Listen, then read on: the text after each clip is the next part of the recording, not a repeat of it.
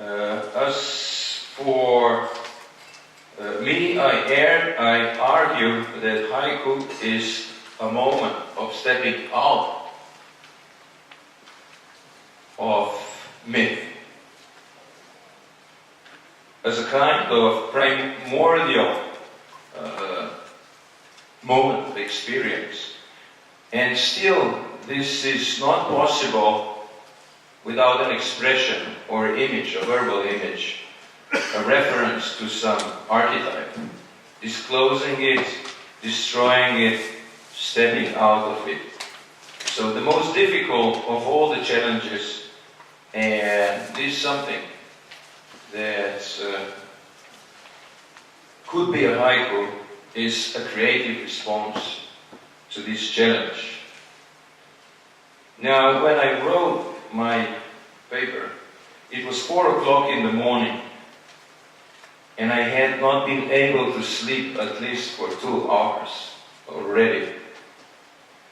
Through the window on my left, I could hear the sound of the river, 1,000 feet below, sliding slowly into the caves of Scotia. A silky monster, no memories, no plans for the future, no deep understanding of the universe, no God, no disillusions, no despair. There was a deep silence, and yet there was no silence at all. So, haiku is a puncture, a perforation. Haiku is a language event. But where there is language, there is also a man nearby. The event brings forth the unique function of language that features an experience of no purposes or communication in its instrumental sense of being. A haiku punctures the moment of language that means just the bright moment of time, the time itself, time in its disclosed moment of being. A man or a woman walks and then stops. A kind of watery sound. And then walks again. There is always somebody here when this happens. Has anything happened? There's the whole world we call humanity as such. 7 billion glances and the same number of heads turned around. Piercing glances. The arrow of Zenon, the Greek philosopher, hits the target. An arrow that never hits, I should use my reading glasses, I don't have